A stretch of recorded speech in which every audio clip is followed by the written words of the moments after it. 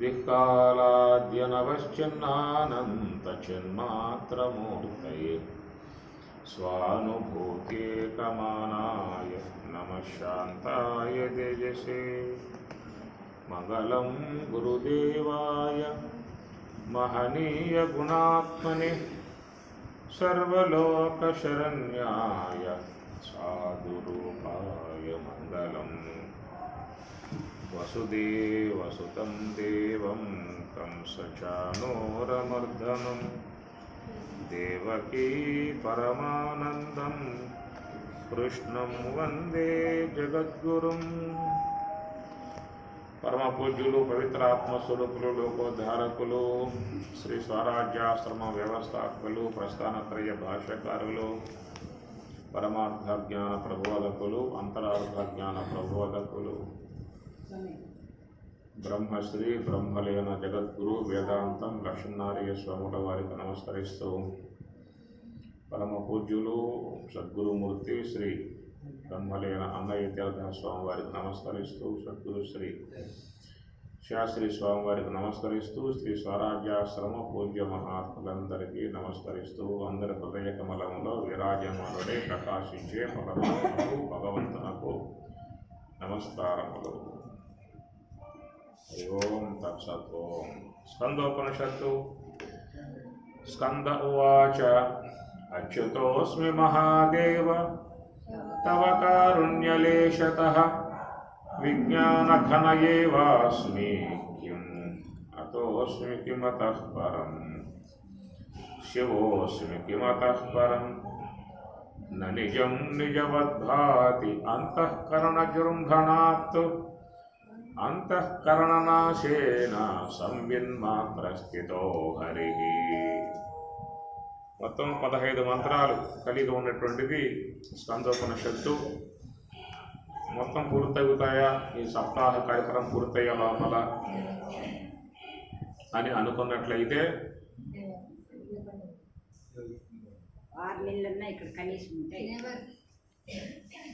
పూర్తి చేయటం ఒక నిమిషమే అయిపోతుంది, తిప్పితే అయిపోతుంది. అదేమి లాభం? ఏదైనా దాంట్లో ఉన్న సారస్వతాన్ని చూడగలిగితే మనకి ఆ ఋషుల యొక్క హృదయం తెలియబడే అవకాశం ఉంటుంది. ఇప్పుడు 18 రోజులు గీతావార్ణం చేసేసాం, అయిపోయింది. 701 శ్లోకం మొత్తం అయిపోయింది. స్వామి మా వంతుగా ఉన్నటువంటి గీత పూర్తి చేశాం కదా, మీ వంతుగా ఉన్నటువంటి ఉపనిషత్తు పూర్తి చేయలేదు.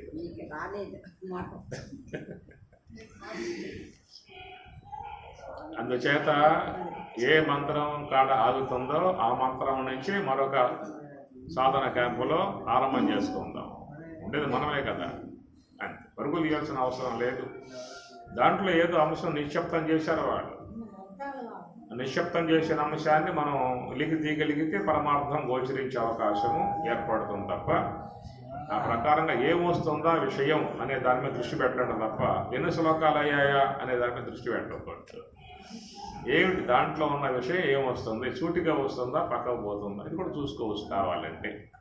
అది అందువల్ల రెండో మంత్రం ఉపనిషత్తులలో ఉన్నటువంటి వాటిని మంత్ర భాగాలుగా చెప్తారు, భగవద్గీతలో ఉన్న శ్లోకాలుగా చెప్తారు. రెండవ మంత్రము అనుకున్నట్లయితే న నిజం నిజవద్భాతి అంతఃకరణ జృంభణాత్ అంతఃకరణనాశేన సంవిన్మాత్రస్థితో హరిః.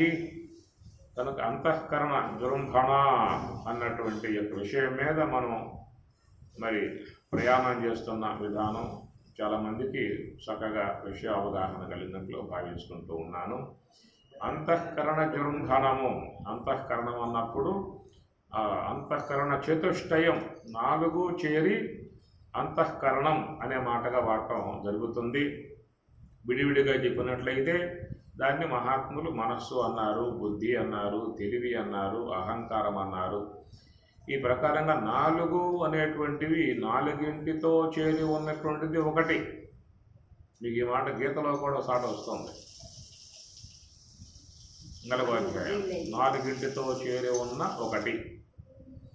చాతుర్వర్ణ్యం మయా సృష్టం గుణకర్మ విభాగశః తస్య కర్తారం అభిమాం విద్ధి అకర్తారం అవ్యయం. చాతుర్వర్ణ్యం, చాతు నాలుగింటితో చేరి ఉన్నది ఒకటి. వర్ణ్యం అంటే ఒకటి, ఏకవచనం అది. వర్ణ్యం వర్ణ్యే వర్ణ్యాని, వర్ణ్యం అంటే ఒకటి. చాతు నాలుగింటితో చేరి ఉన్నది ఒకటి అన్నాడు. తస్య కర్తారం, తస్య దానికి, అది ఏకవచనం. షష్ఠీయ భక్తి ఏకవచనం అది. తస్య దానికి, తేషాం అంటే వాటికి, తస్య దానికి. తేషాం అనే పదం వాడాల. నాలుగు అని చెప్పనంటే తేషాం అనే పదం వాడాలి. నాలుగింటితో చేరి ఉన్నది ఒకటే అన్నాడు కాబట్టి తస్య అనే పదం వాడి. తస్య దానికి. నాలుగైతే తేషాం అంటే వాటికి అని అర్థం రావాలి. తస్య దానికి అని అర్థం. చాతు వర్ణ్యం, నాలుగింటితో చేరి ఉన్న ఒకటి అన్నాడు. అది చాలా గొప్ప విషయం. అట్లా ఇక్కడ కూడా నాలుగింటితో చేరి ఉన్నటువంటిది ఒకటి, అది అంతఃకరణం అని అర్థం. నాలుగింటితో చేరి ఉన్నది ఒకటి అంతఃకరణం. మరి దాంట్లో మరి ఈ నాలుగు పనిచేస్తాయా, ఒకటే పనిచేస్తుందా అని చెప్పినట్లయితే నాలుగు పనిచేస్తాయి, ఒకేసారి పనిచేయమన్నమాట. నాలుగు పనిచేస్తాయి, ఒకేసారి పనిచేయవు. ఒకటి పనిచేస్తూ ఉన్నప్పుడు మిగతాయి సైలెంట్గా ఉంటాయి, మరొకటి ముందుకు వచ్చినప్పుడు మిగతాయి సైలెంట్గా ఉంటాయి. ఎందుకంటే ఈ అల్ప ప్రాణి వీడు ఒకదానికే తట్టుకోలేకపోతా ఉన్నాడు. నాలుగు విజృంభిస్తే పెట్టుకునే అవకాశాలు లేవు. కాబట్టి ఏంటంటే విడివిడిగా నిర్మాణం చేసిన విధానం జ్ఞానేంద్రియాల విధానంలో ఉన్నది. అవి విడివిడిగానే ఉన్నాయి, దేనిపాటి దానికి ఉన్నాయి. ఏమి దేనిపాటికి దాన్ని ఉన్నా కానీ ఒకే సమయంలో అవి కూడా పనిచేయవు. జ్ఞానేంద్రియాల విషయంలో అవి ఐదు కూడా వేరువేరు స్థానాల్లో ఐదు ఉన్నా కానీ ఒకే సమయంలో అన్నీ పనిచేయవు అన్నమాట. అది ఎట్లా అండి? ఒకే సమయంలో పనిచేయవనేటువంటి విషయంలో మాకు సందేహం కలుగుతూ ఉన్నదే. ఇప్పుడు దానికి ఉదాహరణగా చూసినట్లయితే మేము చెప్తామండి మీకు, వినండి. మేము టీవీ చూస్తూ ఉన్నాము. ఆ టీవీ చూస్తూ ఉన్నప్పుడు ఏకకాలంలో శ్రోత్రేంద్రియము పనిచేస్తుంది, నేత్రేంద్రియం పనిచేస్తుంది కదా. వచ్చే శబ్దము వింటూ ఉన్నాము, వచ్చే దృశ్యాన్ని చూస్తూ ఉన్నాం. ఏకకాలం రెండు పనిచేస్తూ ఉన్నాయి, ఎట్లా కాదంటారని చెప్పిన మాట కూడా వాడే అవకాశం ఉంది. కానీ ఏకకాలంలో అది మనస్సు తీసుకోదన్నమాట. ఒక ఇంద్రియముతో మాత్రమే సంబంధం పడుతుంది తప్ప ఏకకాలంలో రెండు ఇంద్రియాలు మూడు ఇంద్రియాలతో సంబంధం పడే విధానం దానికి లేదు. అయితే దాంట్లో ఉన్నటువంటి యొక్క వేగం అది ఒకే సమయంలో తెలుసుకున్నట్లుగా అనిపిస్తుంది, కానీ అక్కడ ఒక అంతఃకరణంలో మనస్సులో చేరి ఉన్నటువంటి ఒక వేగం అన్నమాట. అంత వేగముగా పోవటం కారణముగా ఏకకాలంలో తెలుసుకుంటున్నామా అన్న భావం వస్తుంది అన్నమాట. ఒకవేళ మీకు ఆ విషయం కొంచెం బాగా ఒక అవగాహన రావాలని చెప్పినట్లయితే మీరు టీవీ ఆన్ చేయండి, ఆ శబ్దాన్ని ఆపేసేయండి, దృశ్యం మాత్రమే పెట్టండి. పక్కన రేడియో ఆన్ చేయండి, రేడియో పాట వస్తుంది కదా, రేడియో ఆన్ చేయండి, దాంట్లో పాట వస్తుంది కదా. ఆ టీవీ సంబంధ దృశ్యాన్ని చూడండి, ఈ పాట వినండి. ఏం చెప్పాను?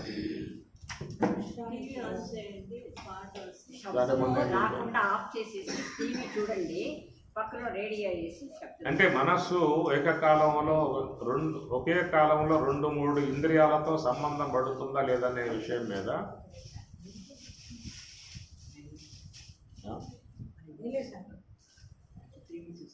ఏకకాలంలో ఒకేసారి మనస్సు రెండు మూడు ఇంద్రియాలతో సంబంధం పడుతుందా అనే విషయం కనుక గమనికలో చూసినట్లయితే మీరు ఒక డివైడ్ చేయండి. టీవీలో బొమ్మ కనబడతా ఉన్నది, ఈ పక్కన రేడియో ఆన్ చేయండి, ఆ పాట వస్తూ ఉంటుంది. ఏకకాలంలో గ్రహించగలగండి. ఈ వైపు ఎదురుగానే టీవీ ఉన్నది, ఎదురుగానే రేడియో ఉన్నది, దీంట్లో పాట వస్తుంది, దాంట్లో దృశ్యం వస్తుంది. ఆ వైపుకు పోయావు, ఇది పోయింది. ఈ వైపుకి వచ్చావా, అది పోయింది. ఏకకాలంలో తీసుకోదు, ఏకకాలంలో.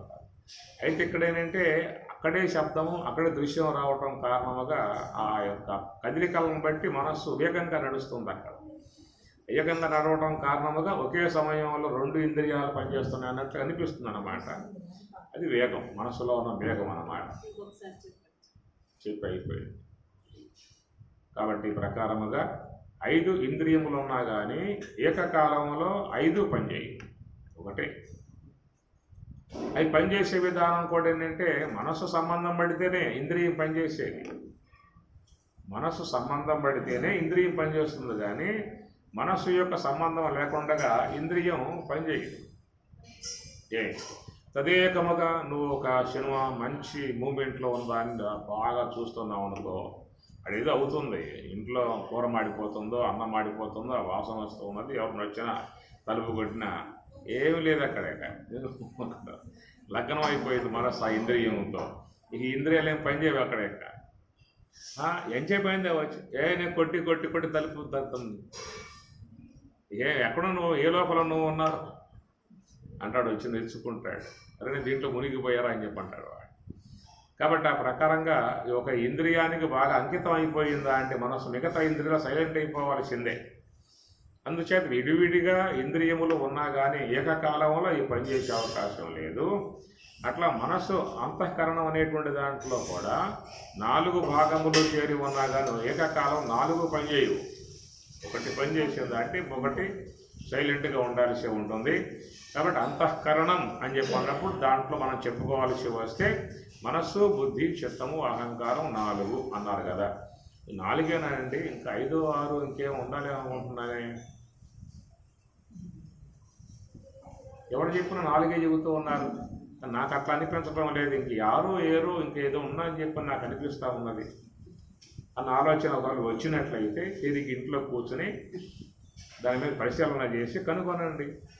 మాకు ఉపయోగపడుతుందిగా, బోధకులంగా ఉన్నటువంటి ఒక మాకు కూడా మేము కనుగొన్నామండి. నువ్వు చెప్పిన ప్రకారం 4 కాదు 6 ఉన్నాయి మొత్తం, మేము కనుగొన్నాం మా పరిశోధన ద్వారా అని చెప్పనే విషయముగా అది రాజేశ్వరుకును సరోజమ్మకి అప్పచెప్పేద్దాం. వాళ్ళు దాన్ని కసరత్తు చేస్తారు. ఇక 6 ఉన్నాయి 7 ఉన్నాయో కనుక్కుంటే డాక్టరేట్ ఇస్తామాకి ఒక పథకం, బంగారం పథకం వేస్తారు, బిరుదు కూడా ఇస్తామన్నమాట. అది ఒకవేళ మేఘమాలమ్మ గుర్తిస్తే ఆమెకే పథకం వేస్తాం, బంగారు పథకం. ఆ యొక్క డాక్టరేట్ వస్తుంది గురుమాత కాబట్టి. అది కనుక ఆనాటి కాలంలో వాళ్ళు గుర్తించిన వరకేనా మనం గుర్తించలేమా? మనకు ఆ సామర్థ్యం లేదా? మనకు తెలివి అంతా లేదా? మనం ఎంతో కనుగొంటూ ఉన్నాం, డెవలప్ అయ్యాం, బాగా మంచి వైజ్ఞానికంగా డెవలప్ అయ్యాం, మన బుర్ర బాగా పెరిగింది. ఆ చంద్రమండలం దాకా పోయి దక్షిణ ధ్రువంలో కూడా కాలు పెట్టాం ఈనాడు, ఎవరు పెట్టినటువంటి విధానంలో. అంతటి డెవలప్మెంట్ మనకు అయిన తర్వాత ఆనాటి కాలంలో, ఆనాటి వెనకబడ్డటువంటి యొక్క కాలంలో వాళ్ళు గుర్తించినవి ఏనా మనం గుర్తించలేమా? గుర్తించు. ఆనాడు ఏనాడో చెప్పిన మాట ఇది, అదేనా? వాళ్ళు చెప్పిన వరకేనా మనం గుర్తించలేమా? క్లారిటీ మనలో వచ్చింది కదా, బ్రెయిన్ వికసించింది కదా, విజ్ఞానంగా పెరిగాం కదా, ఎంతో గొప్ప కనిపెట్టాం కదా. ఇది కనిపెట్టలేమా? అంతవరకేనా? వాళ్ళు కనిపెట్టిన వరకు మనం ఉండాలా? చేయండి, మీకు ఇచ్చే అవకాశం. వచ్చే క్యాంపుకి మీరు దాంట్లో 4 కాకుండా 6 ఉన్నాయంటారు, 7 ఉన్నాయంటారు, లేదా 10 ఉన్నాయంటారు కూడా నాకు వివరణాత్మకంగా చెప్పాలి. అంతేక ఆనాడు పతంజలి కూడా ఏమన్నాడు? చిత్త వృత్తి అన్నాడు. చిత్త వృత్తి అథ యోగానుశాసనం యోగ చిత్తవృత్తి నిరోధ. యోగ చిత్తవృత్తి నిరోధ. చిత్తవృత్తి అనే పదం వాడాడు కాబట్టి ఆ వృత్తి అనేటువంటిది పంచతయ్య. 5 రకాలు.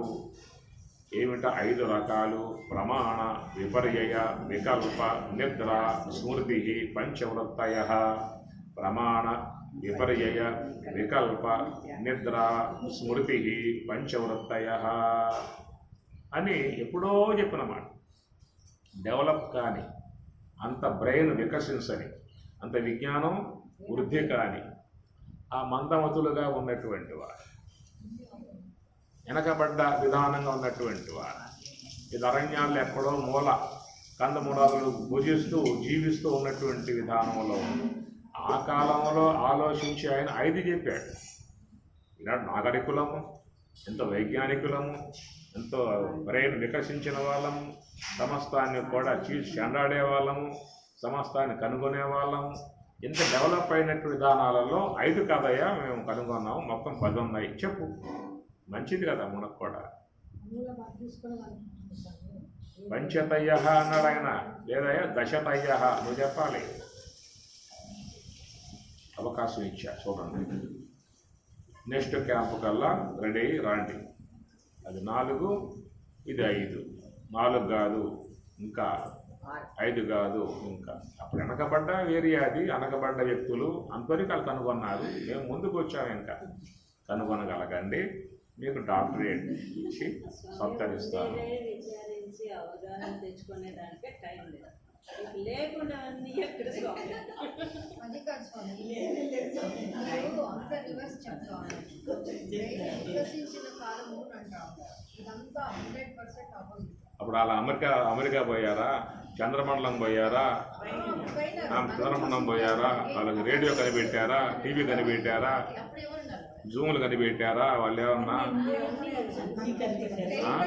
అన్ని వాళ్ళ వేదాల్లో ఉండే తీసి కొంచెం కొంచెం చేస్తుంటారు స్వామి. ఏమిటి దాంట్లో వేద సంపద. భగవంతుడు ఇచ్చిన ఇంద్రియాలను కనిపెట్టారు. ఇంద్రియాలు ఎప్పుడు కనిపెట్టే వాళ్ళ ఆ పంచభూతంతో వచ్చిండేవాళ్ళు దాన్ని సరే. మహిళా లోకం మీకు అప్పచెప్పేశాను. మీరు బాగా తర్కించండి. మీరే సామాన్యులు కాదు, మీరు అమాయకంగా ఇక్కడ కూర్చున్నారు తప్ప వదిలిపెడితే బ్రహ్మణ విజృంభించే శక్తి సత్తా మీలో ఉన్నది. మీకు అప్పచెప్పి అయిపోయింది. That's all. అంతఃకరణ జృంభణాత్తు. మల్లికార్జున గారు ఆలస్యంగా వచ్చారు. డిస్కస్ జరుగుతుంది ఇక్కడ. అమ్మగారులు అందరూ కూర్చున్నారు. పవరు వాళ్ళ దగ్గర ఎవరు పని చేస్తారయ్యా? పవరు.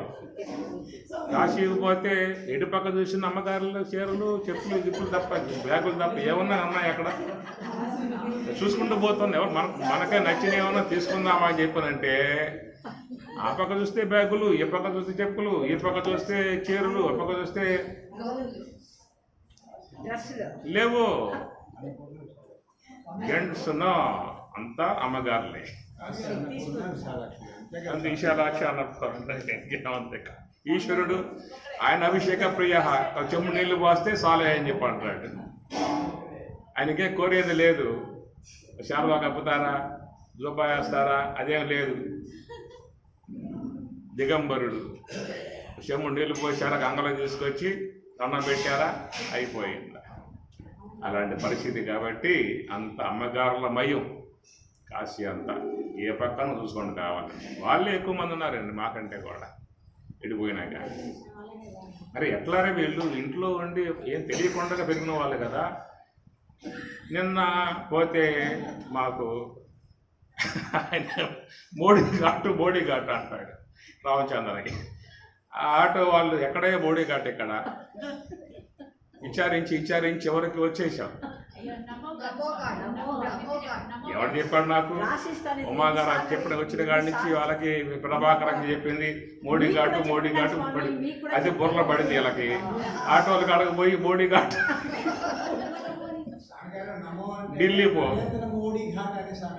మాకేం తెలుస్తుందయ్యా, అమాయకులు. అది బుర్రలో వాళ్ళకి. రామచంద్రయ్య ఉన్నాడు, తర్వాత ఇంకెవరున్నారు? రామచంద్రయ్య ఉన్నారు, ప్రభాకర్ ఉన్నాడు. 5 మందిని ఆటో వాళ్ళని అడిగారు, అయ్యా మోడీ ఘాట్ ఎక్కడ?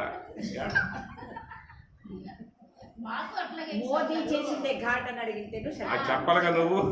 అన్ని చెప్పడానికి నువ్వు చెప్పుకుంటావు. అది బుర్రలో పర్లా, మోడీ ఘాటే పడింది బుర్రలో.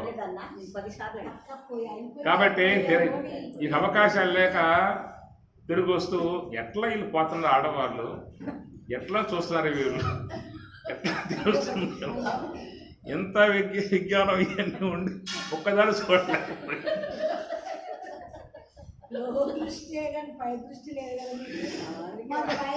అప్పుడు నిర్ణయించుకున్నాం, ఇంక మా మల్లికార్జున మేము నిర్ణయించుకున్నాం, అమ్మగారిని ముందే వెళ్తుంటే రకాల ఉత్తమ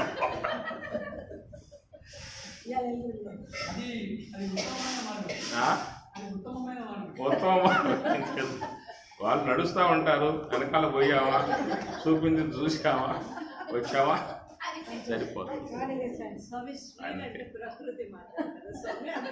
అంతే, ప్రకృతి మాతలు కాబట్టి మార్గం వాళ్ళు చూపాల్సిందే. చైతన్య స్వరూపం ప్రతిష్ట అయిపోయినారు అది అంతేక దానికి నిర్ణయించుకుందాం, మేము మల్లికార్జున కూడా మనం ఏమి అనుకోవాల్సిన అవసరం లేదు. వాళ్ళ ముందు నడుస్తూ ఉంటారు, అక్కడ మనం నడుద్దాం అంతే, అన్ని చూసుకోవచ్చు ఇక అంతే. పోవాలంటే మీ వెనక మేము నడియాలా, బయటికి మీరు మా వెనక రావాలి, అంతేనమ్మా, మీరు మా వెనక రావాల్సిందే కానీ మేము వెనక రావాలి. మంచి మార్గం. బయటికి పోయేటైతే మీరు, లోనకు పోవాలంటే మేము, ఆ దోవ మేము చూపాలి, ఈ దోవ మీరు చూపాలి, అంతే. నిర్ణయం అయిపోయింది. అంతఃకరణ జృంభనాత్. కాబట్టి అంతఃకరణం అన్నప్పుడు అంతఃకరణంలో భాగమే మనస్సు. వ్యష్టి మనస్సు బ్రహ్మ, జీవునికి సమిష్టి మనస్సు ఈశ్వరునికి బ్రహ్మ.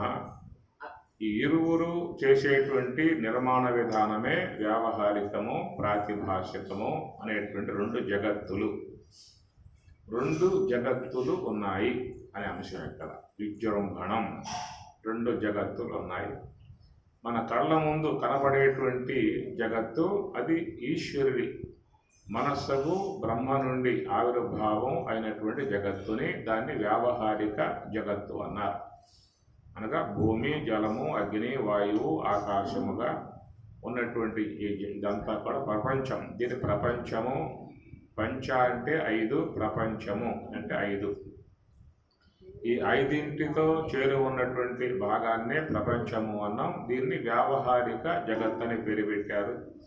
వ్యావహారిక జగత్తు అంటే వ్యవహార యోగ్యముగా ఉన్నది, వినియోగించుకోవటానికి అనుకూలముగా ఉన్నటువంటి జగత్తుని వ్యావహారిక జగత్ అని చెప్పి అన్నారు. ఇది మరి సమిష్టి బ్రహ్మ, ఆయన మనస్సే.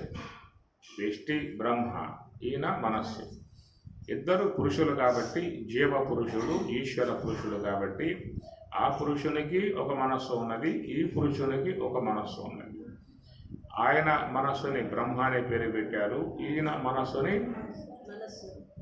ఇది బ్రహ్మ, ఇది కూడా బ్రహ్మే. బృహు వృద్ధవు, వృద్ధి పొందింపజేసే విధముగా ఉన్నటువంటి వారు కాబట్టి కనుక సమిష్టి మనస్సు వల్ల ఏర్పడేటువంటిది వ్యావహారిక నామరూపాత్మక జగత్తు.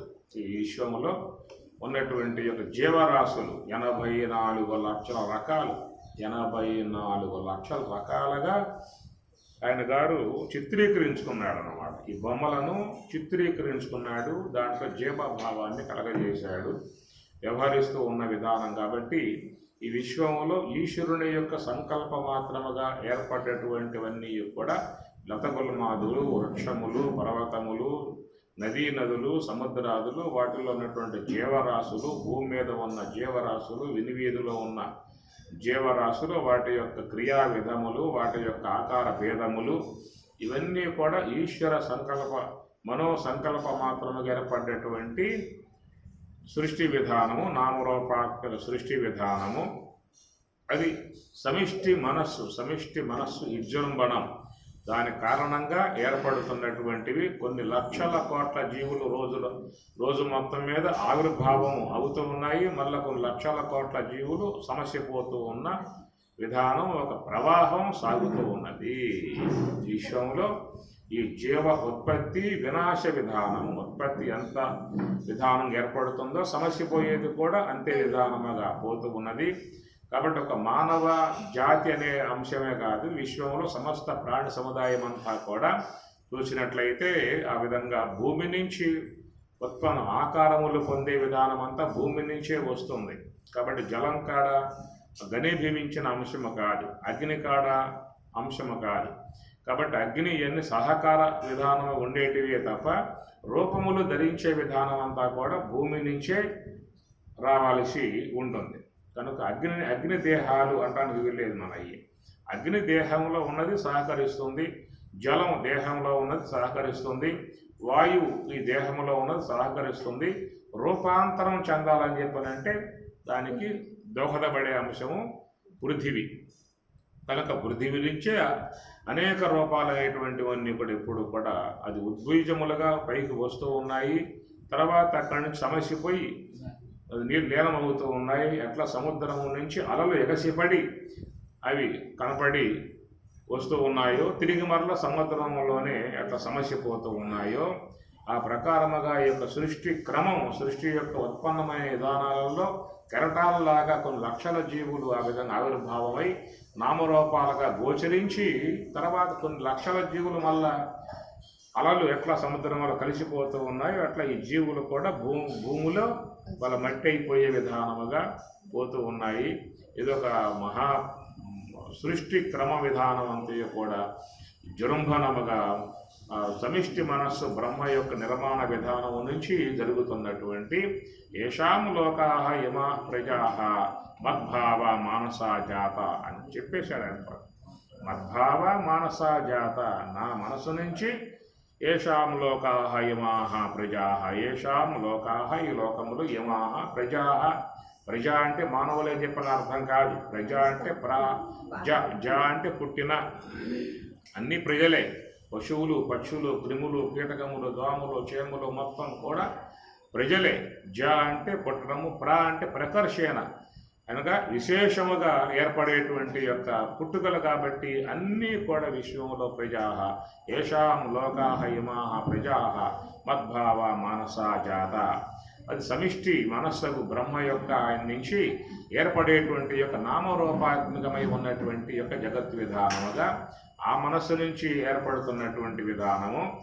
రెండవ మనస్సు ఏం చెప్పానంటే ఇక్కడ జీవుని యందు ఉన్నటువంటిది ఇది ఒక మనస్సు. అంతఃకరణం అన్నప్పుడు అంతఃకరణంలో ఒక భాగముగా చేరి ఉన్నటువంటి యొక్క మనస్సు ఇది కూడా విజృంభించింది. ఆ మనస్సు ఎట్లా విజృంభించి విధముగా అసంఖ్యాకములుగా ఉత్పన్నం చేసే విధానంగా చేస్తూ ఉన్నదో ఆ ప్రకారంగానే ఈ యొక్క మనస్సు కూడా విజృంభించింది. విజృంభించినటువంటి యొక్క మనస్సు నుంచి కొన్ని అద్భుతాలైనటువంటివన్నీ కూడా ఆవిర్భావమవుతూ ఉన్నాయి. ఏ యొక్క పంచభూతాత్మిక మెటీరియల్ పదార్థం ఉన్నదో ఆ పంచభూతాత్మిక పదార్థాల నుంచే ఈ మనస్సు కూడా విజృంభించి కొత్త తనాలని నిర్మాణం చేసే విధానముగా కూడా ఇది కూడా చేస్తూ ఉన్నది. అనగా మనస్సు అనేటువంటి యొక్క అంశంలో మనం ప్రాతిభాషికమని ఒక మాట చెప్పుకుంటూ ఉన్నాం. అనగా ఆ యొక్క సమిష్టి మనస్సు నిర్మించేటువంటి దాన్నేమో వ్యావహారికం అని చెప్పుకున్నాము. అట్లనే ఈ వ్యష్టి మనస్సు నుంచి జరిగేటువంటి యొక్క నిర్మాణాత్మక అంశము ప్రాతిభాషికం అనే పేరు పెట్టాం. ప్రాతిభాషికం అనేది అది ఒక కోణంలో చేరి ఉన్నటువంటి యొక్క అంశం అన్నమాట. ఏది ప్రతీతి కాలంలో మాత్రమే తోసి అంతరించేటువంటి యొక్క అంశం ప్రాతిభాషికం అనేటువంటిది. అది ఒక కోణం, ఇంకో కోణం దానికి ఉన్నది. ఒక కోణంలో మాత్రమే ఆ అంశం వస్తుంది. ప్రతీతి కాలంలో మాత్రమే తోసి అంతరించేది అని చెప్పనంటే ఆ యొక్క సర్పమునందు తోసేటువంటి పాము యొక్క త్రాటీను తోసేటువంటి సర్పాకారము కానీ, స్థాణువును తోసేటువంటి పురుషాకారం కానీ, ముచ్చెపచ్చపైను తోసేటువంటి రజతాకారము కానీ, ఇవన్నీ కూడా అప్పుడు ప్రతీతి కాలంలో మాత్రమే తోస్తాయి. తర్వాత వ్యావహారిక వస్తువును గుర్తించినప్పుడు వీటికి ఉనికి లేకుండా పోతుంది. వ్యావహారిక వస్తువు గుర్తించనంత వరకే అవి భాషిస్తాయి. వ్యావహారిక వస్తువును గుర్తించాము అంటే వీటికి ఇక్కడ ఉనికి లేదక. ఈ విధంగా తోసేటువంటి వాటిలను మనం ఏం పేరు పెట్టామంటే ప్రాతిభాషకు. ప్రతీతి కాలంలో అప్పటికప్పుడు తోస్తాయే తప్ప అవి ఎక్కువసేపు ఉండే విధానము ఉండదు. ఎక్కువసేపు ఏది ఉంటుంది? భ్రాంతి ఏర్పడక ముందు త్రాడు ఉన్నది, భ్రాంతి కాలంలోనూ త్రాడు ఉన్నది, భ్రాంతి పోయాక కూడా త్రాడు ఉన్నది. కాబట్టి భ్రాంతి కలగనప్పుడు పాము లేదు, భ్రాంతి అనంతరము పాము లేదు, భ్రాంతి కాలంలో మాత్రమే తోస్తుంది పాము. తత్కారణంగా దాన్ని ఏమన్నామంటే ప్రాతిభాషకము అని పేరు. అదే ప్రకారంగా మెలకువ కలిగి ఉన్నటువంటి విధానాల నుంచి కలిగేటువంటి యొక్క ఆకారాలు అయ్యింది. మెలకువ అంటే జాగ్రత్త అవస్థలో కలిగేటువంటి యొక్క ప్రాతిభాషిక సంబంధమై ఉన్నటువంటి రూపాలవన్నీ కూడా నిద్రా సమయంలో గోచరించాయి. మేలుకొని ఉన్నప్పుడు కలిగేటువంటివి ఇవైతే నిద్రించినప్పుడు కలిగేటువంటి అక్కడ స్వప్న సంబంధమై ఉన్నటువంటి ఆకారములు. నిద్రా సమయంలో ఏ స్వప్నం అనేది ఉన్నదో ఆ స్వప్నం అనేటువంటిది ప్రత్యేక ఆత్మ కల్పన చేస్తూ ఉన్నది. ఏం చెప్పాను? స్వప్నకాలంలో మాత్రమే కల్పిస్తుంది. అవును, ప్రత్యేగాత్మక ఆ ప్రత్యేకాత్మ ఎక్కడ తీసుకుంటారా? రాస్తా ఉంటాడు అంతే. ఏం చెప్పాను?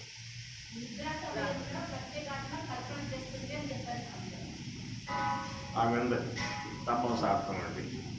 ఎదురుగానే ఉన్నావు నువ్వు చెప్ప అనుకున్నా అని చెప్పిందా? ప్రత్యేకాత్మ ఎట్లా కలుగుతుంది? స్వప్న సమయమునందు నిద్రాకాలములో కలిగేటువంటి యొక్క స్వప్న జగత్తంతా ప్రత్యేక ఆత్మ కల్పన చేస్తుంది. ఏదో మనస్సు కల్పన చేస్తుంది. నిద్రా సమయంలో స్వప్న జగత్తుని ప్రత్యేకాత్మ కల్పన చేస్తుంది అని చెప్పినట్లయితే సుషుప్తిలో కూడా చేయాలి. అలా లేదు. అందులో నిద్రా సమయంలో జరిగేటువంటి ఏ యొక్క స్వప్నాలు అయితే ఉన్నాయో ఆ స్వప్నములను కల్పన చేసేది మనస్సు యొక్క సంబంధ అంశము. మనస్సు చేత కల్పన చేయబడుతూ ఉన్నాయి.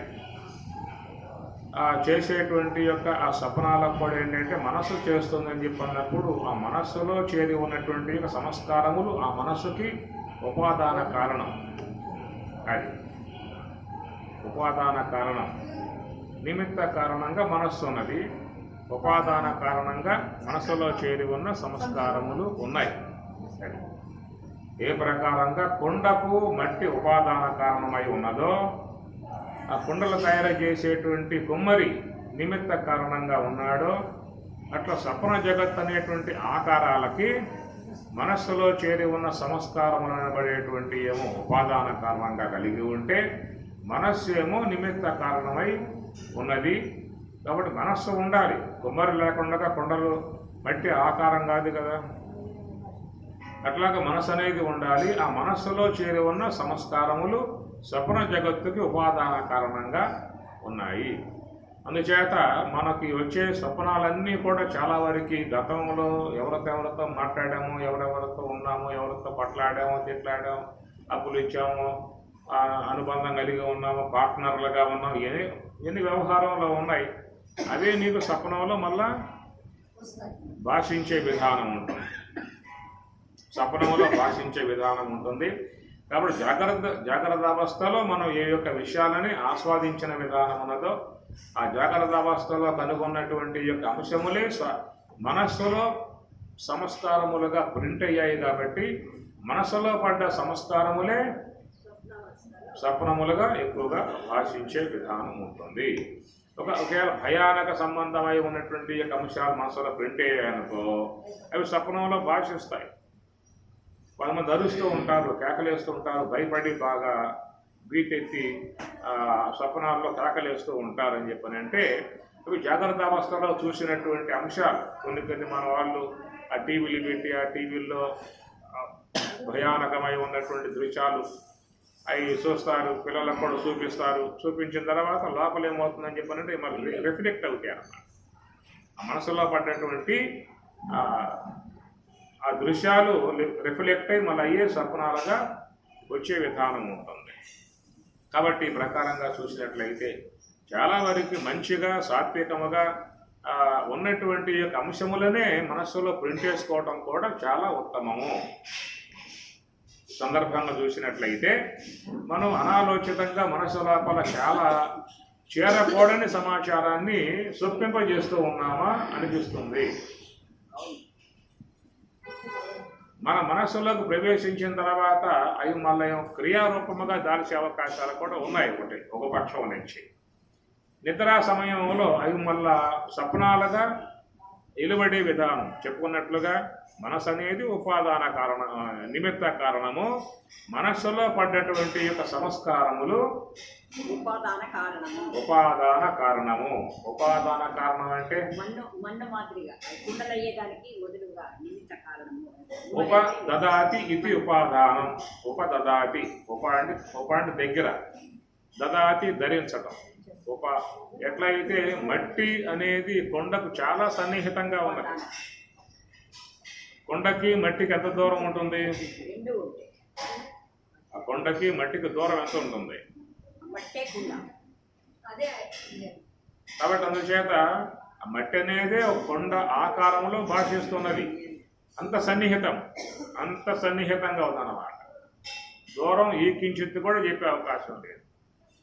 ఆ ప్రకారంగా మరి చూసినట్లయితే ఈ సంస్కారములు అనబడేటువంటివి అవి స్వప్న రూపాలుగా నిలబడుతున్నాయి. ఎట్లయితే మట్టి కుండాకారంగా భాషిస్తున్నదో మనసులో పడ్డటువంటి సంస్కారములే స్వప్న రూపాలుగా భాషిస్తూ ఉన్నాయి. కారణం మట్టి, కార్యం కొండ అంటాం.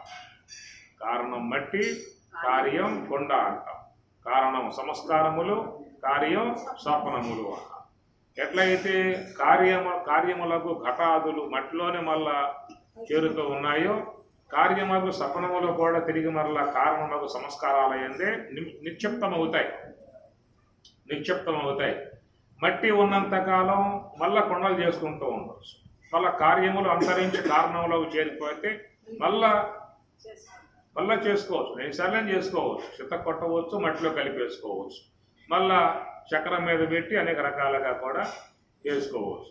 కుండ చేసుకున్నావు, బాణ చేసుకున్నావు, సట్టె చేసుకున్నావు, మూగుడు చేసుకో, ఏమి ఈ ప్రకారంగా. లేదా ఇది కొంచెం మాకు ఇంటానికి బెట్టుగా ఉందండి, కొండలు ఏమిటి మట్టి అంతా కూడా ఇంకో తరహాగా చెప్పొచ్చు కదా అని చెప్పనంటే ఉపనిషత్కారులు కూడా చెప్పుకొచ్చారు. వాచారంభన వికార స్వర్ణం ఏవ సత్యం, వాచారంభన వికార మృత్తిక ఏవ సత్యం. అది కూడా చెప్పాడు ఆయన గారు.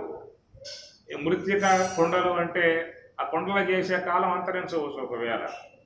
ఏమి ఈనాడు కొండల్లో వాడే ఎవరు లేరు కదా. పూర్వకాలం మన తాతల కాలంలో గృహాలలో అవే ఉండేవి, అవే వాడేవాళ్ళు అప్పటి కాలంలో. ఇప్పుడు ఏమైపోయింది, కొండలంటే పిడతలంటే ఏమిటండి కొండల పిడతలు ఎవరికి తెలుస్తాయి? ఆ నాగరికత పెరిగింది కాబట్టి తెలియబడకపోవచ్చు. అందుచేత ఉపనిషత్కారుడు కూడా వాచారంభనం వికార మృత్తిక ఏవ సత్యం, మృత్తిక అంటే మట్టి అన్నమాట, మృత్తిక ఏవ సత్యం అని చెప్పాడన్నమాట. చెప్పిన తర్వాత ఆలోచించాడు, ఎంతకాలం ఉంటుంది మృత్తిక కొండలు మట్టిలు అని చెప్పి అనుకుని, కాబట్టి ఎప్పుడు నిలిచి ఉండేటువంటిది ఏదన్నా ఉందా అని చెప్పిన విషయంగా ఆలోచించుకుని అప్పుడు చెప్పడం వల్ల వాచారంభన వికార స్వర్ణం ఏవ సత్యం. అది పోదుక మనిషి ఆభరణాలు అన్నీ ఒకసారి పోతాయి తప్ప ఇవి పోయే అవకాశాలేక ఉండవు అన్నమాట. అది వాచారంభనం వికార స్వర్ణం ఏవ సత్యం అని చాందోగ్యోపనిషత్తులో వచ్చే అంశాలు ఇవన్నీ కూడా చాలా బాగా చాందోగ్యోపనిషత్తు అద్భుతంగా ఉండేటువంటి మంచి బోధ, మంచి జ్ఞానం, చాలా కథాంశములు వస్తాయి, చాలా మంచి విషయాలు వస్తాయి చాందోగ్యోపనిషత్తు.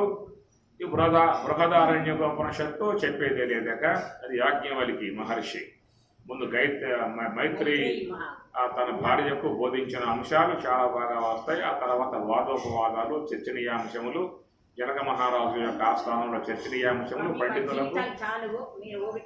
పండితులకు మహాత్ములకు యాజ్ఞవల్కి జరిగేటువంటి యొక్క వాదోపవాదాలు. అదైన తర్వాత జనక మహారాజు వచ్చి ఆయన పాదాలు పట్టుకొని నీవే నా గురువు, నీవే నాకు తత్వాన్ని బోధిస్తానని చెప్పి వేడుకోవటము.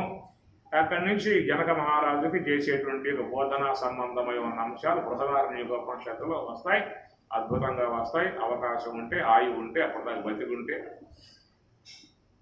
బృహదారణ్యకం చాందోగ్యాలు చూసుకోవాలి. ఈ మధ్యలో ఉన్నాయి ఇంకా ఉన్నాయి. ప్రశ్నోపనిషత్తు ఆరంభం చేసే సంవత్సరం దాటిపోయింది, అది అట్లాగే కూర్చుంది. ఉమామ్మ గారి సంకల్పం వింటున్నారా? కాబట్టి ఆ ప్రకారంగా చాందోగ్యంలో చెప్పిన మాట వాచారంభనం వికార స్వర్ణం ఏవ సత్యం. కాబట్టి స్వర్ణం అనేది ఉపాదాన కారణ, స్వర్ణం నిమిత్త కారణము, ఆభరణములు ఉపాదాన కారణం, స్వర్ణకారుడు నిమిత్త కారణం. సరే ఆ కారణం చూసుకుంటాం. స్వర్ణకారుడు నిమిత్త కారణము, స్వర్ణం ఉపాదాన కారణము, ఆభరణములు నిమిత్త కారణం బంగారము, ఆభరణములు నామరూపాలు క్రియ. అది కాబట్టి ఆభరణములు కార్యము, బంగారం కారణము, నిమిత్త కారణము. ఏమి స్వర్ణకారుడు నిమిత్త కారణం, బంగారం ఉపాదాన కారణం. కనుక ఆ బంగారమే ఆభరణములుగా భాషిస్తూ ఉన్నది. ఆ బంగారమే ఆభరణములుగా భాషిస్తూ ఉన్నది. కాబట్టి కార్యములు బంగారం అయితే కారణం, కార్యములు ఆభరణం అయితే బంగారం కారణము. ఈ కార్యములు కారణములో చేరిపోతాయి. మళ్ళా బిస్కెట్లుగా పెట్టుకోవచ్చు ఇంట్లో బంగారాన్ని. మళ్ళా మనసు కలిగితే స్వర్ణకారుని వద్ద ఆ బిస్కెట్లనే వడ్డానంగా, నకిలీసులుగా, చెవులు పోగులుగా, ఉంగరాలుగా, గాజులుగా నానా రకాలని చేసుకోవచ్చు. తిరిగి మళ్ళీ ఆ కార్యములు అంతరిస్తాయి తప్ప స్వర్ణం మాత్రం ఉంటుంది. మనకి ఈ ప్రకారముగా మన మనసులో పడ్డటువంటి యొక్క సంస్కారములు స్వప్నానికి ఉపాదాన కారణము, మనస్సు నిమిత్త కారణమైతే, స్వప్నములు కార్యమైతే దానికి కారణం సంస్కారములు. సంస్కారములు లేకుండా స్వప్నాలు చూసే అవకాశం ఉంటుందా? బంగారం లేకుండా ఆభరణాలు గోచరించే అవకాశం ఉందా? అమ్మగారులకి బంగారం అంటే ఇష్టమా, ఆభరణాలు అంటే ఇష్టమా? ఆభరణాలంటే అమ్మగారులకు ఇష్టం కాబట్టి ఆభరణాలు మీరే ఉంచుకోండి. బంగారం నాకు ఇచ్చే వస్తా. మీకు ఆభరణాలు ఇష్టము, అవి పెట్టుకోండి, మీరు తీసేసుకోండి. బంగారం మాకు ఇచ్చేయండి.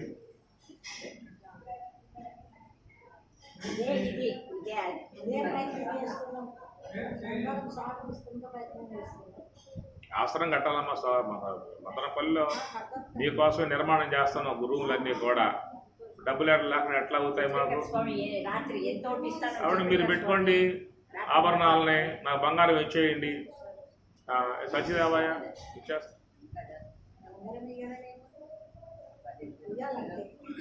ఇదిగో నేను ముందు వేస్తాయి ఉంగరాన్ని. ఇది కూడా మా మేఘమాల మధ్య కాబట్టి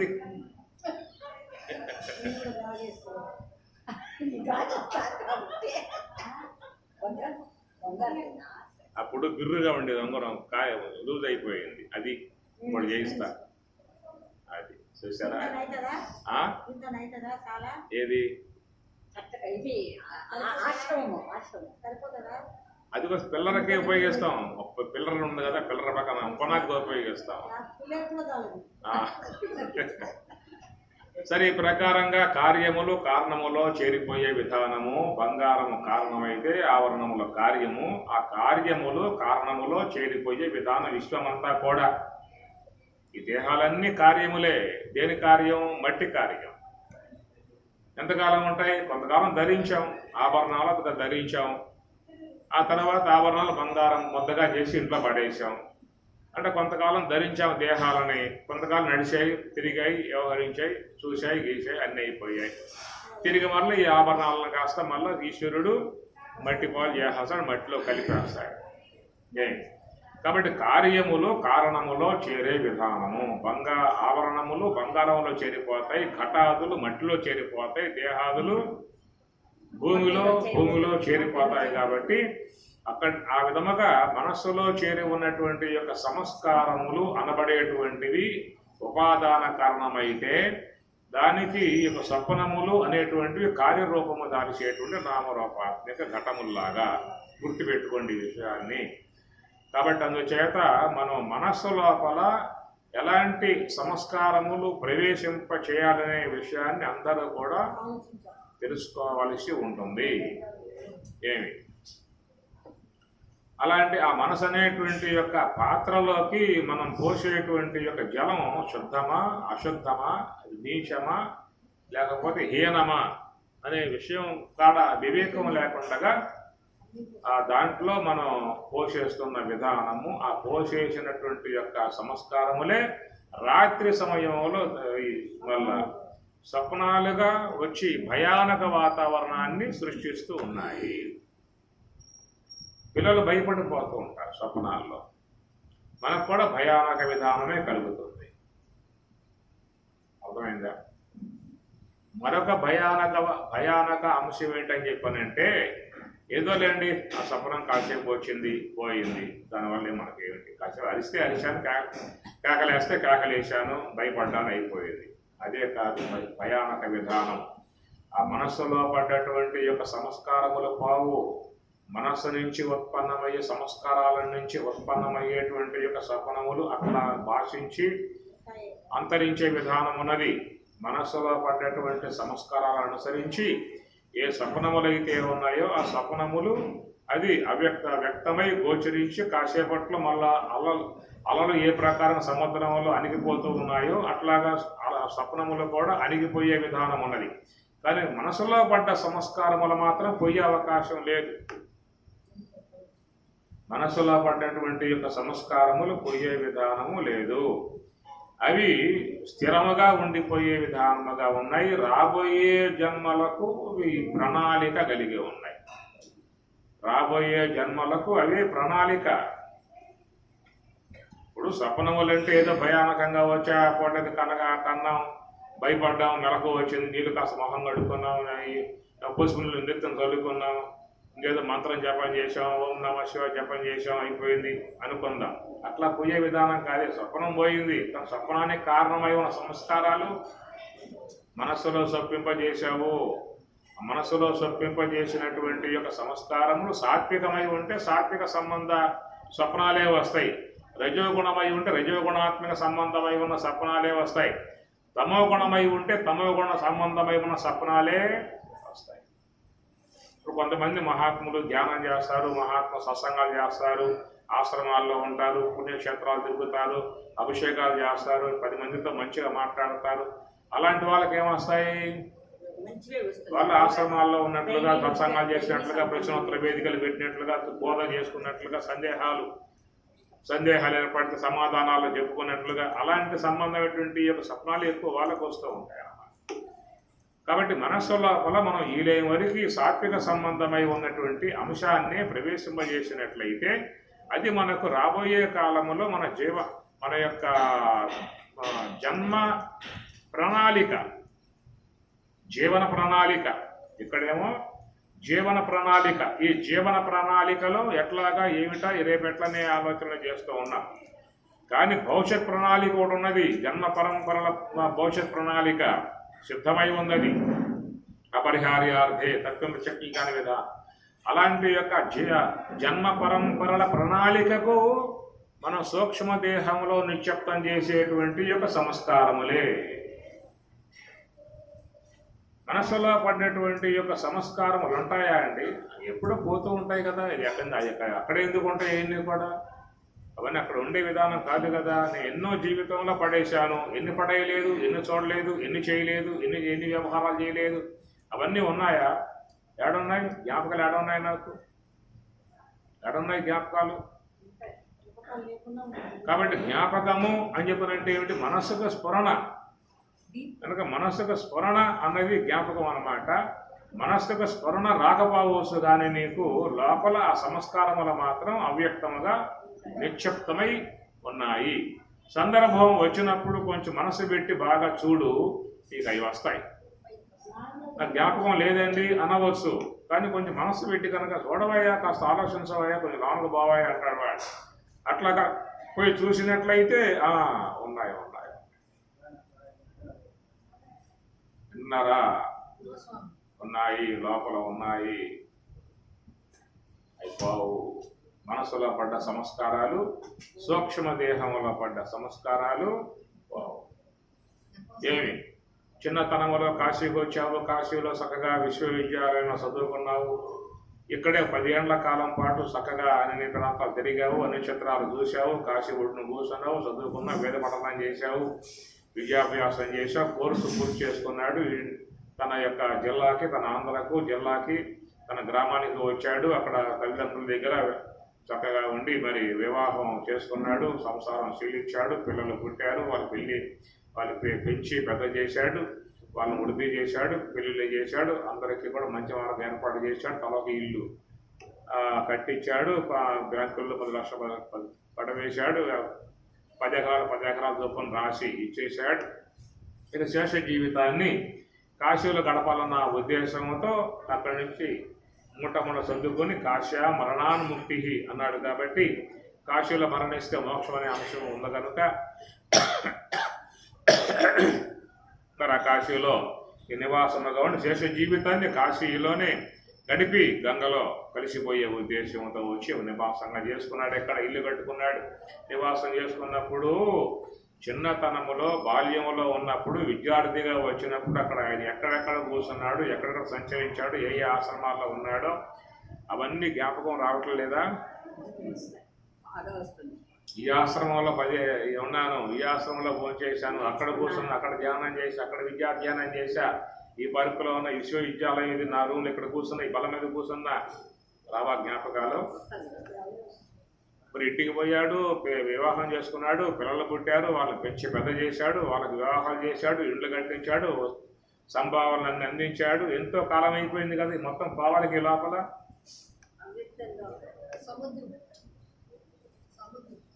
అందువల్ల మనస్సులో పడ్డటువంటి యొక్క ముద్రలు, సంస్కారములు అనేటువంటివి ఉన్నాయి. మనం ఈ అనాలోచితంగా అవగాహన లేని విధానముగా మనకి తెలియనటువంటి అజ్ఞానములో మనం ఆ యొక్క నానా రకాలై ఉన్నటువంటి సంస్కారాలని మనం ఆ సూక్ష్మదేహంలోకి తెచ్చిపెట్టుకుంటూ ఉన్నాము. రాబోయే కాలంలో ఆ ప్రమాదాలకు మనమే మార్గాన్ని ఏర్పాటు చేసుకుంటూ ఉన్నాము అన్న విషయం లోపల ఎంతమందికి అవగాహన ఉంటుంది? గురువు అనుగ్రహం కలిగిన వాళ్ళకి మాత్రమే వస్తున్నారు. తాత్విక విచారణ చేసిన వాళ్ళకి మాత్రమే తెలియబడతాయి. తాత్విక విచారణ చేసిన వాళ్ళకి మాత్రమే తెలియబడతాయి తప్ప ఈ తాత్విక సంబంధ విచారణ లేనటువంటి కోణములో చాలా మంది ఉన్నారు కాబట్టి వాళ్ళకి తెలియని విధానములో ఒక పసిబిడ్డ పారాడుతూ పోతూ ఉంటాడు, అక్కడ నిప్పు ఉంటుంది, పొయ్యిలో ఆ కట్టి లాగుతాడు, పట్టుకుంటాడు. పట్టుకోడా? పారాడుతూ పోతున్నాడు, తల్లి ఎక్కడికో పోయింది, నిప్పు రాజేసి అన్నం ఉడుకుతా ఉన్నది, ఆ కట్టి లాగుతాడు లేదా? పట్టుకుంటాడు. ప్రమాదం అనే విషయం తెలియదు. అటనే మెట్లు ఉంటాయి, పోతాడు, మెట్ల మీద పోతా ఉంటాడు, మనం చూస్తూ ఉంటాయి. ఇప్పుడు అయ్యో అని చెప్పిన అంటాం, వాడు జారిపోయాడు, దొరుకుని పోతా ఉన్నాడు, పడిపోతానే అన్నటువంటి జ్ఞానం వాడికి లేదు. విధముగా పసితనము, తెలియంతనం. మీ పెద్దవాళ్ళు అయ్యాం కదండి, వయసు బాగా పైబడింది అని అంటే శాస్త్ర విషయంలో మహాత్ముల దృష్టిలో వీళ్ళందరూ కూడా పసిబిడ్డలు అనేటువంటి భావన. సాంఖ్యయోగ పృథక్పాలాః ప్రవదంత్య న పండితాః. సాంఖ్యయోగ పృథక్ బాలాః. బాలుడు, బాలః బాలో బాలాః, బహువచనం, అందరూ బాలురే, పసిబిడ్డలే.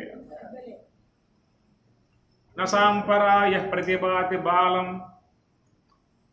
కఠోపనిషత్తు. న సాంపరాయ ప్రతిభాతి బాలం. బాలుడు వాళ్ళ దృష్టిలో చూస్తే శరీరములు పెరిగాయి. కారణం ఏంటంటే 3 పూటల పడేస్తే పెరగదా? ఉండి పెట్టి పడే దాంట్లో అంత గొప్ప అయిపోతుంది. ఆ విధంగా ఉదయం అనక, మధ్యాహ్నం అనక, నైట్ అనక, మధ్య మధ్యలో చిక్కినప్పుడల్లా, అవకాశం దొరికినప్పుడల్లా వస్తా ఉన్నాం కదా, పెరుగుతుంది అంత. కానీ విజ్ఞాన విధానముగా మహాత్ముల దృష్టిలో వీళ్ళు పసిబిడ్డలు. వాళ్ళు పారాడుతున్న పసిబిడ్డలు, ఈ పరిగెడుతున్న పసిబిడ్డలు. వయసు పైబడని పసిబిడ్డలు, వయసు పైబడిన పసిబిడ్డలు. ఈ బాల్యావస్థలో ఉన్న మన పసిబిడ్డలు, వృద్ధాప్యావస్థలో ఉన్న వాళ్ళకి పసిబిడ్డలు. ఈ పసిబిడ్డలు మన దృష్టిలో, ఈ పసిబిడ్డలు వాళ్ళ దృష్టిలో. కనుక ఈ ప్రకారంగా ఏది శ్రేయస్సో ఏది అశ్రేయస్సో అనేటువంటి యొక్క విషయాలు పూర్తిగా తెలియకుండా ఆ పసితనం ఏ ప్రకారంగా ప్రమాదం వైపుకు పరిగెడుతూ ఉంటుందో ఆ ప్రకారంగా ఈ జీవులు కూడా ప్రమాదం వైపు పరిగెడుతూ ఉన్నారు, ప్రమాదాన్ని కొని తెచ్చుకుంటూ ఉన్నారు. ఆ ప్రమాద సంబంధమైన అంశాలని మనసులోకి చేర్చుకుంటూ ఉన్నారు. అందుచేత మనకి ఉన్నటువంటి భౌతిక కాయం ఈ పూట రేపు రాలిపోతుంది. ఆ చెట్టుకు ఉన్నటువంటి యొక్క చిగురుటాకు, పండుటాకై, ముదురాకై, పండుటాకై ఎండిపోయి రాలిపోతుందో ఏదో పూట ఈ దేహం అనేటువంటి యొక్క ఆకు కూడా రాలిపోతుంది. కానీ లోన ఉన్నటువంటి యొక్క సూక్ష్మ దేహములో చేరి ఉన్న సంస్కారములు కూడా ఆ ప్రకారంగా రాలిపోతాయి.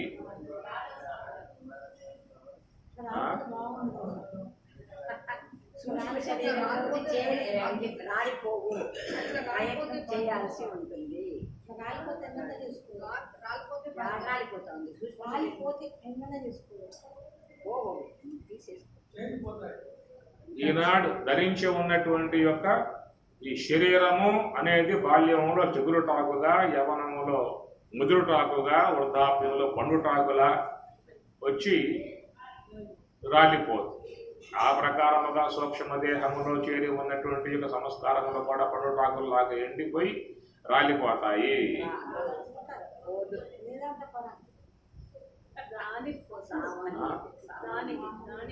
జారిపోతాయి, కారిపోతాయి. జ్ఞానికి అక్కడ చెప్పకూడదు, ఎక్కడ చెబుతున్నా.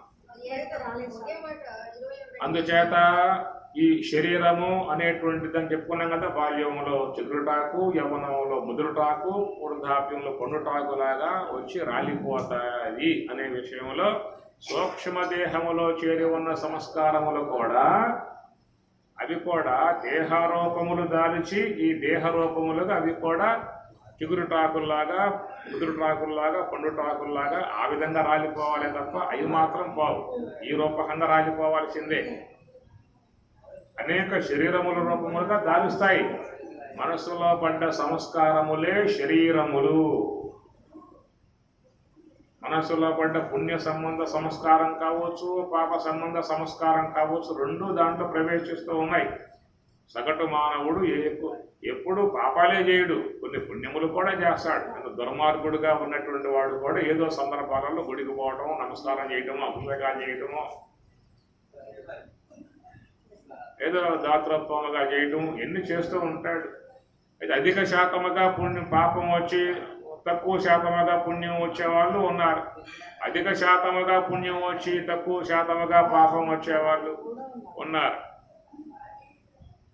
లోకములు. ఎవరెవరి యొక్క మనస్తత్వాన్ని బట్టి, ఎవరెవరి గుణ విధానాలను బట్టి, ఆచరించే కర్మలను అనుసరించి వాళ్ళకు వచ్చేటువంటి యొక్క ఈ సంస్కారములు ఆగామి కర్మ, ఆగామి వస్తూ ఉన్నది. గమ్ అంటే పోతూ ఉన్నది.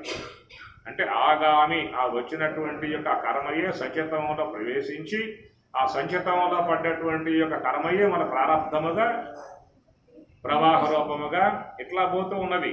అది ఈ యొక్క దేహములు ధరించిన విధానములో ఆ దేహము ద్వారా ఆ పుణ్య పాపాలు సుఖ దుఃఖాల రూపముగా ప్రవాహ రూపముగా పోతూ ఉన్నది.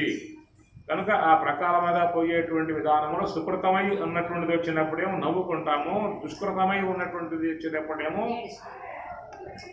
విషాదాన్ని పొందుతాం. సుకృతములు వచ్చినప్పుడు నవ్వుకుంటాము, దుష్కృతములు వచ్చినప్పుడు విలపిస్తాం. కాబట్టి జీవితం సుఖ దుఃఖ సమ్మేళనము. ఎప్పుడు నవ్వుతూనే ఉండం, ఎప్పుడు ఏడుస్తూనే ఉండం. కాసేపు ఏడుస్తాం, కాసేపు నవ్వుతాం, అంతేనా? ఎప్పుడు నవ్వుతూ ఉంటాం.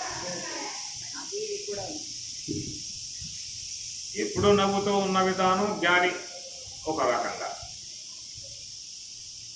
కాబట్టి ఈ ప్రకారంగా చూసినట్లయితే సూక్ష్మదేహములో పడ్డటువంటి యొక్క ముద్రలు, మనం వేసేటువంటి ముద్రలు చాలా జాగ్రత్తగా ఆలోచించి పెట్టాల్సి ఉంటుందనే విషయాన్ని ప్రతి ఒక్కరూ కూడా గమనించుకోవాల్సిన అంశము. ఇవన్నీ కూడా తత్వ విచారణ చేసినటువంటి కోణంలో తెలియబడతాయే తప్ప ఇవి ఎవరు మీకు స్కూళ్ళల్లో, ప్రైమరీ స్కూల్లో ఎవరు, హై స్కూల్లో ఎవరు, కాలేజీల్లో ఎవరు, లేదా ప్రభుత్వం ఏమైనా పని కట్టుకుని ఇంటింటికి వచ్చి ప్రచారం చేసే విధానం అది కూడా మనకి చెప్పే విధానము చేయదు. లేదు గృహస్థ ఆశ్రమం కాబట్టి తల్లిదండ్రులు వచ్చి ఆయన కూర్చోరా అని చెప్పిన ఉద్దేశం. తల్లిదండ్రులు ఏమైనా మీకు చెప్తారా అంటే వాళ్ళు కూడా చెప్పేది ఉండదు.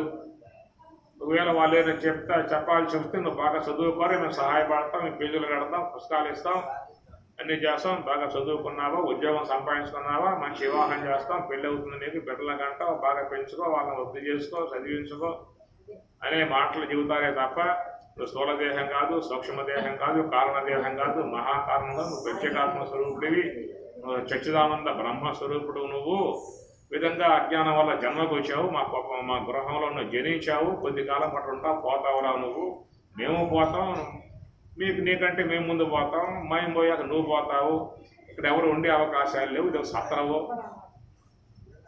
అని చెప్పి బోధించే గృహాలు ఏవైనా ఉన్నాయా? ఉన్నాయి బెంగళూరులో. ఒకవేళ ముని ఆశ్రమాలలో ఏమన్నా ఉంటే, ముని ఆశ్రమాలలో వాళ్ళు మునులైతే ఓగులైతే వాళ్ళు ఆ బిడ్డలకు చిన్నప్పటి నుంచే అలాంటి విషయాలు బోధించి వాళ్ళకి చూపించే విధానం ఉంటుంది. సామాన్యంగా సగటు మానవుడి విధానంలో సొసైటీలు ఎవరో కూడా ఆ విధంగా చెప్పేటువంటి వాళ్ళు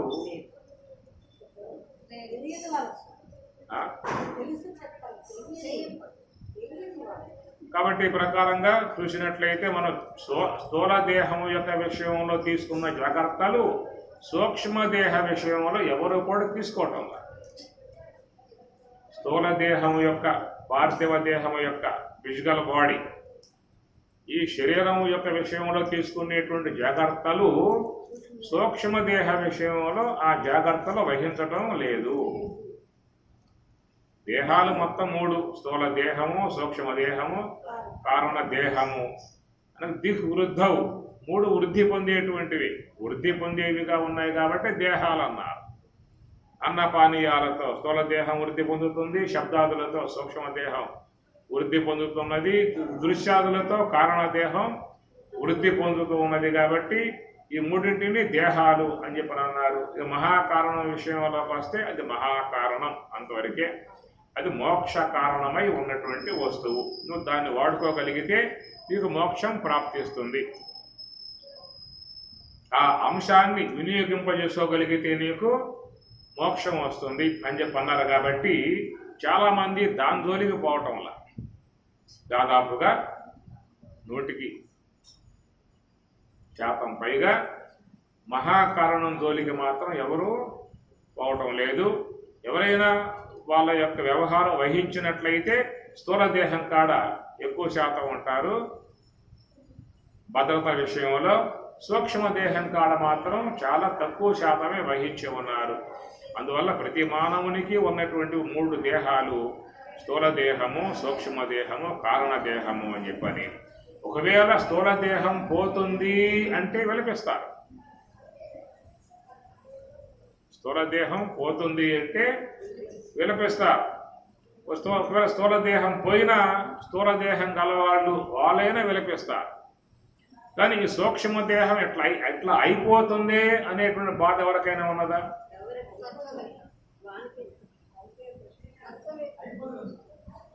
స్థూల దేహం నీది కాదు, ఏదో నాదిగా భావించుకుంటూ ఉన్నాం. ఈ నాదిగా భావించుకోవడాన్ని అభిమానాశ్రయము అన్నారు. దేహమునందున్నటువంటి యొక్క భావన అభిమానాశ్రయము అంటారు. మీ ఇంట్లో ఎనపెట్టె ఉన్నది, ఎనపెట్టెలో బంగారము ఆభరణాలు అన్నీ ఉన్నాయి. ఈ ఆభరణాలకి, ఈ ధనానికి, అన్నింటికీ కూడా ముఖ్య ఆశ్రయం ఇనప బీరువ. నేను ధనవంతుణ్ణి అనుకోవటం అభిమానాశ్రయం. నేను ధనవంతుణ్ణి అనుకోవటం అభిమానాశ్రయం.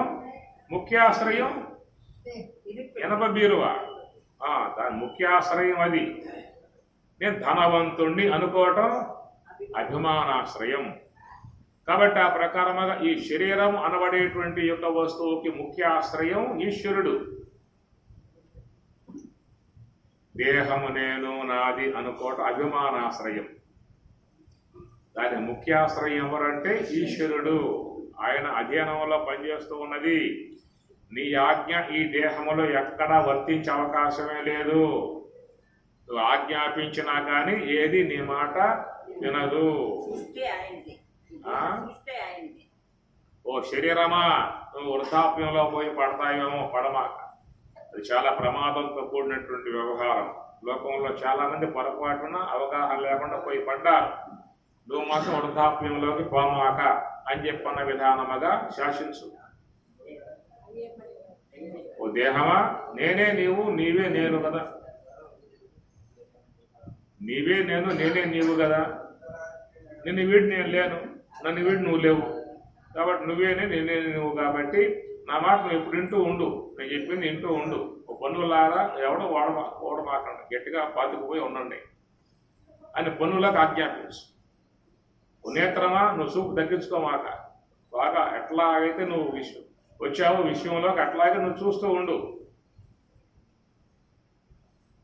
ఆజ్ఞాపిస్తే నెరవేరే అవకాశాలు ఉన్నాయా? నీ దేహమేగా, నా దేహం అంటాంక, నేను దేహం అంటాంక, నీ దేహమైతే నువ్వే దేహమైతే నీ ఆజ్ఞ ఎందుకు పాటించదు ఆ దేహం? అభిమానాశ్రయమే మంది, ముఖ్య ఆశ్రయం ఈశ్వరుడు. అది ఈశ్వరుని వస్తువు, ఈశ్వరుడు పనిచేయిస్తూ ఉన్నాడు.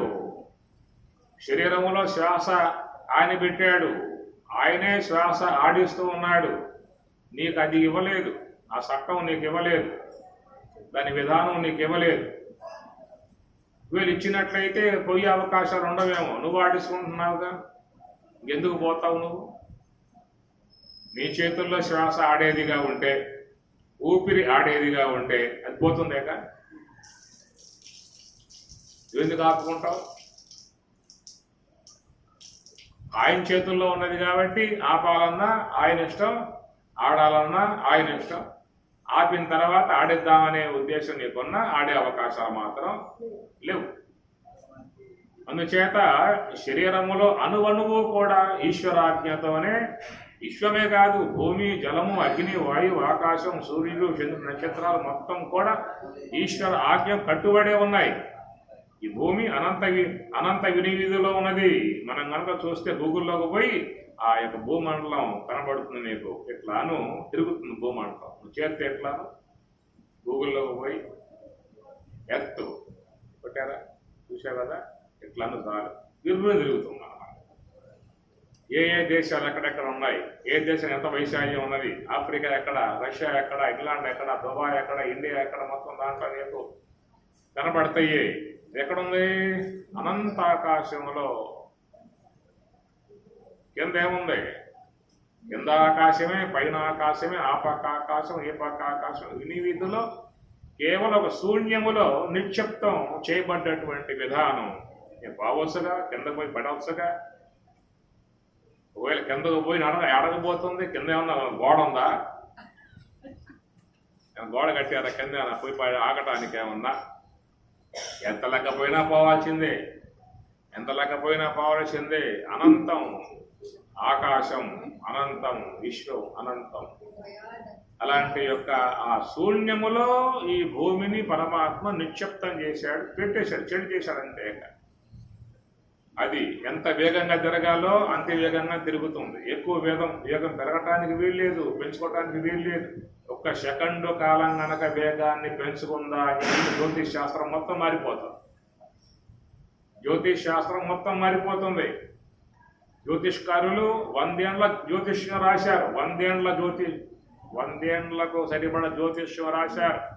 ఈ 100 ఏళ్లలో ఏ 50, 60, 70, 90 చూసుకో కావాలంటే ఆ సంవత్సరములో ఏ సందర్భములో సూర్యగ్రహణం ఏర్పడుతుందో ఆ సూర్యగ్రహణం కూడా ఏ సమయంలో స్టార్ట్ అవుతుందో, ఏ సమయంలో పూర్తవుతుందో, ఏ సమయంలో మోక్షం ఏర్పడుతుందో మొత్తం దాంట్లో రాసిందన్నమాట 100 ఏళ్ల జ్యోతిష్ శాస్త్రం. కారణం ఏంటంటే ఈ భూమిలో అలాంటి యొక్క పరిణామములో, పరిభ్రమణములో ఏ మార్పు లేని కారణంగా ఉండటం కారణముగా ఆ 70వ సంవత్సరంలో పంచాంగంలో ఏ సంవత్సరంలో సూర్యగ్రహణంగా రాయబడి ఉన్నదో కరెక్ట్గా అదే సమయానికి గ్రహణం ఏర్పడి ఇడుదల మోక్షం పొందుతుందని చెప్పనంటే ఇక్కడ భూమిలో ఏ యొక్క వేగ విధానంలో మార్పు లేదు. కాబట్టి ఏమాత్రం మార్పు చేసుకుందనుకో ఈ 100 ఏళ్ల పంచాంగం మాకు రాసుకోవాలి మళ్ళీ.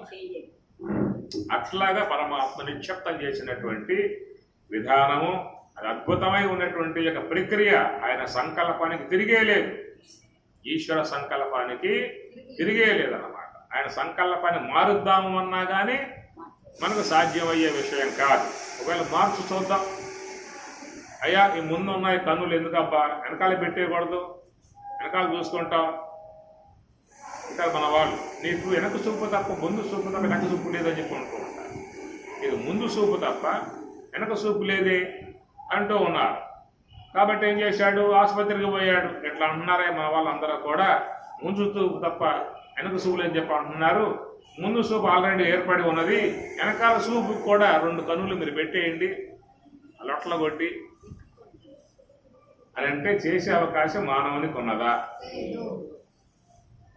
ఇక్కడ వద్దయా చెవులు వీరసలు పెట్టుకుంటాను, మార్పు చేసి పెట్టుకో చూద్దాం. ఇక్కడ వద్దయా నోరు వీరసలు పెట్టుకుంటాను, మార్పు చేసి చూద్దాం. ఇక్కడ వద్దయా ముక్కు వీరసలు పెట్టుకుంటాను, మార్పు చేసి చూద్దాం. నువ్వు కట్టుకుని ఇల్లు అయితే కొట్టుకోవచ్చు, ఆడ ఈశాన్యం వంటశాల ఈ పక్క అన్న బాత్రూమ్ గీత్రూమ్ ఆ పక్క నువ్వు మార్పు చేసుకోవచ్చు, కొట్టుకోవచ్చు. నీ ఇల్లు కాబట్టి నువ్వు కొట్టుకోవచ్చు. ఈ ఇల్లు బందగా. ఒకవేళ ఈ ఇంటికి ఏమైనా మార్పులు చేర్పులు చేయాల్సి వస్తే ఆయన కంప్యూటర్ ఓపెన్ చేసుకుని పాస్వర్డ్ కొట్టుకుని ఆయన ఏమన్నా ముక్కు ఏమన్నా కింద, నోరేమన్నా పైన, ఈ చెవులు ఏమన్నా ముందు, కళ్ళేమో పక్కన చేసుకోవచ్చు మార్పులు ఏమన్నా. ఆయన నిర్మాణం, ఆయన యొక్క ఆజ్ఞలో ఉన్న విధానం. నా దేహం అంటావు, నేను దేహం అంటావు, అజ్ఞానం, అభిమానాశ్రయం. నీది కాదు, నీవు కాదు, నీది కాదు, నీవు కాదు. ప్రాణమెల్లిన దేహమగ్నిహోత్రుని పాలు.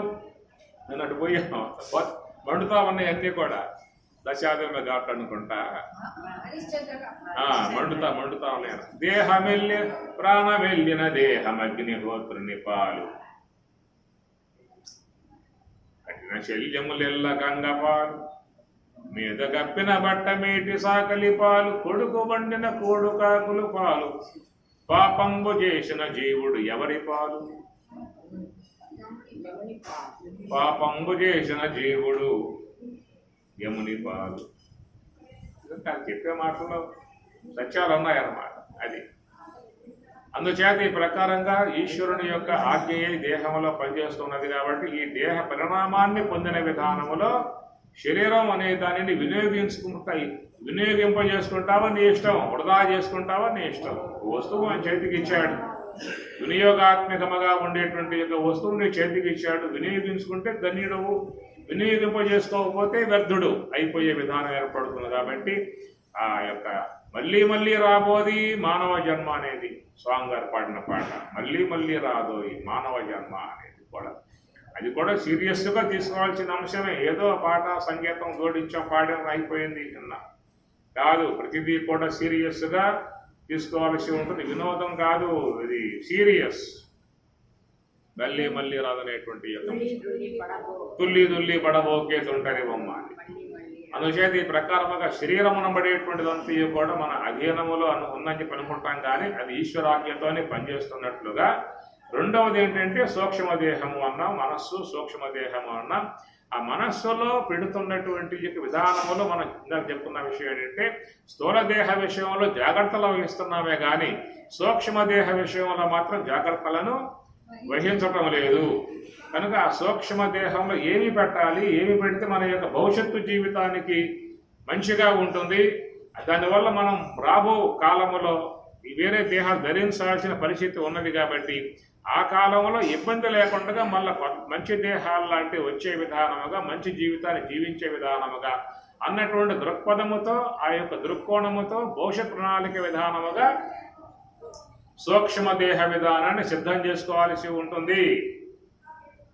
పార్థివ దేహమును ధరించినటువంటి విధానములు ఈ దేహానికి ఎట్లాగూ, ఈ దేహానికి వనరులు ఎట్లాగూ, వసతులు ఎట్లాగూ అనే విషయాన్ని దీర్ఘంగా ఆలోచిస్తూ ఉన్నాం. ఈ దేహానికి కావలసినటువంటివన్నీ కూడా సమకూర్చుకునే విధానాల్లో ముందు ముందు ఎట్లా వృద్ధాప్యం వస్తే ఎట్లా, ఇదే కదా. దానికి ఏదన్నా ఎల్ఐసిలో ఏదన్నా ఇన్సూరెన్స్ చేసుకుంటే వృద్ధాప్య సమయంలో బిడ్డలు చూడకపోయినా కానీ ఆ ఇన్సూరెన్స్ చేసుకున్నట్లయితే కొంచెం అది నాకు అండగా ఉంటుంది. తేడా వస్తే కొంచెం వాళ్ళు నన్ను గమనించే విధానం ఉంటుందని చెప్పే ఉద్దేశంతో ఈ స్థూల దేహ విషయం గురించి ఆలోచించి ఇలాంటి ఇన్సూరెన్స్ లాంటివన్నీ కూడా చేసుకుంటూ ఉన్నామే.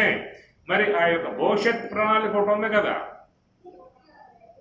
నాస్తికులు చెప్పినట్లుగా ఈ దేహమేనాయా, ఇంకా దేహాలు లేవే మనం పుట్టబోతాం, మనం ఏమన్నా ఏ పుణ్యం లేదు, పాపం లేదు, దేవుడు లేడు, ఏమీ లేదు. ఈ పూట తిన్నామా, ఉందా, దేహం అయిందా, పోయిందా, అయిపోయింది. ఇక అంతే. గాలి గాలి కలిసి గగనంబు గగనంబు, మంట మంట కలిసి మన్ను మన్ను. గాలి గాలి కలిసే గగనంబు గగనంబు, మన్ను మన్ను కలిసే మంట మంట. దేహంలో ఉన్న అగ్ని అగ్నిలోకి పోయింది, దేహంలో ఉన్న జలం జలంలోకి పోయింది, దేహంలో ఉన్న మట్టి మట్టిలోకి పోయింది, దేహంలో ఉన్న ఆకాశం ఆకాశంలోకి పోయింది, తిరమలంబై ఉండి అనే విధానంగా నాస్తికులు చెప్పే విధానముగా ఇంకేం లేదయా, ఈ దేహం ఏదో పదార్థం ఏర్పడింది, సంయమనం కలిగింది, దేహం పనిచేస్తున్నది, లోన అన్ని పనిచేస్తున్నాయి కాబట్టి జీవించి ఉన్నావు, ఇవన్నీ నిలబడ్డాయి అంటే దేహంలో ఉన్న అసువులు పోయావి అంటే దేహం పోయింది అంతే తప్ప లోపల జీవుడు లేడు, దేవుడు లేడు, పుణ్యం లేదు, పాపం లేదు, మా జన్మలు లేవు, ఏమీ లేవు అనే మాటగా చారువాకులు చెప్పేటువంటి మాట. అలాగా కనుక వాస్తవం అయినట్లయితే మాత్రం ఎవరికి ఇబ్బంది లేదు. మోక్షం అదే కదా, మళ్ళా రాకూడదు అన్నదేగా మోక్షంలో భాగము. వాళ్ళు చెప్పేది కూడా మోక్షమే కదా, మళ్ళీ రారేక విన్నారా? వీళ్ళు చెప్పేది ఏంటి? నువ్వు ధ్యానం చేయి, యమ నియమ ఆసన ప్రాణాయామ ప్రత్యాహార ధారణ ధ్యాన సమాధులయ్యే నీకు మోక్షం వచ్చేస్తుంది, జన్మకు వచ్చే విధానం లేదేక. ఇవన్నీ నువ్వు సాధించు, యమ నియమ ఆసన ప్రాణాయామ ప్రత్యాహార ధారణ ధ్యాన సమాధులు సాధించు. సాధిస్తే నీకు యోగ సమాధి వస్తుంది, దాని ద్వారా నీకు జన్మ లేకుండా పోతుంది. వాళ్ళు చెప్పేమాట ఇది ప్రయాసతో చేరి ఉన్న విషయం. చార్వాకులు చెప్పే మాట ఏమీ లేదు, పుణ్యం లేదు, పాపం లేదు, జీవుడు లేడు, దేవుడు లేడు, జన్మ లేదు అనే మాట. నిజంగా అది కనుక వాస్తవం అయితే అది మంచిదే. రాంగా ఈ భవసాగరంలో పడంగా అయితే ఈ భవసాగరంలో పడాల్సి వస్తుంది, దుఃఖ సాగరంలో పడాల్సి వస్తుంది, జన్మలు ధరించాల్సి వస్తుంది. ఈ ఎందుకు ఈ యాతన అంతా, ఈ దుఃఖం ఎందుకు, మోక్షానికి పోతే పోతుంది కదా అన్నటువంటి సంతోషమే. కానీ మళ్ళా పుట్టాలి, మళ్ళా గృహంలో జనించాలి, మళ్ళా పిల్లలు కనాలి, మళ్ళా సంసారం శీలించాలని అపేక్ష ఉన్నటువంటి వాళ్ళకి కొంచెం ఇబ్బంది అవుతుంది. మళ్ళా ఎక్కడున్నారు? ఇక్కడే ఉన్నారు. కాబట్టి వాళ్ళ సిద్ధాంతం కరెక్టా, ఈ సిద్ధాంతం కరెక్టా? ఎక్కడ ఇది మనోవిజృంభణమే. ఇది కానీ ముందు అడగబోయే ఇది కావాలి కదా. ఎలాంటే ఎట్లా కాశీ ప్రకాశం ఏమన్నా కొంచెం ప్రకాశం బాగా తెలిసిపోయింది. ఏం తెలిసింది? మనసు యొక్క విజృంభణ, జనగణ ప్రవాహం నీకు ఎప్పుడో తెలిసింది. అందులో ఎట్లా వస్తుందో స్వామి చెప్తలేదే చూస్తూ ఆ బుద్ధిని ప్రకాశం చేసుకొని పోతే బాగుంటుంది కదా. అందరి అభిప్రాయం అదే కదమ్మా. వాగమ్మా వస్తాయి వస్తాయి ఆగు, అన్ని వస్తాయి మీకు, నీకు అన్ని వస్తాయి ఆగు. ఉత్తిష్టత జాగ్రత్త ప్రాప్య వరాన్ని బోధత చురశ్చదారానిశిత దుర్గ తత్పద పదః కవయో వదంతి, కవయ కవులు బ్రహ్మవేత్తలు వదంతి చెబుతూ ఉన్నారు. చెప్పేటువంటి యొక్క విషయములన్నీ కూడా గ్రహించుకుని జాగ్రత్త పడాల్సిన అంశములనేటువంటి ఉంటాయి. ఏమి అది ఆరత అయిన తర్వాత ఆరంభం చేస్తా.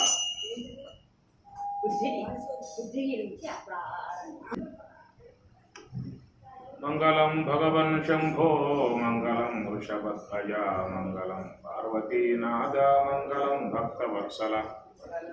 ఓం సాయి అనిజం నిజవద్భాతి అంతఃకరణ జృంభనాతో.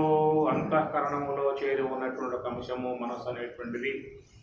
ఆ మనసు అనేటువంటి యొక్క వస్తువుని సూక్ష్మదేహముగా భావించినట్లయితే ఆ సూక్ష్మదేహము యొక్క విషయంలో మాత్రం జాగ్రత్త వహించాల్సి ఉంటుంది అన్నటువంటి కోణం ఈ పూట. స్థూల దేహం యొక్క విషయంలో మాత్రమే జాగ్రత్తలు వహించి దాన్ని ఏ విధంగా కాపాడుకోవాలి, రక్షించుకోవాలి, ఆరోగ్యంగా ఉంచుకోవాలి, భవిష్యత్తులో ఇబ్బంది లేకుండా చూసుకోవాలి, ఎల్ఐసి లాంటివన్నీ ఏర్పాటు చేసుకుని స్థూల దేహ విషయంలో జాగ్రత్తలు పడుతున్నటువంటి యొక్క అంశం అందరికీ తెలిసిన విషయమే.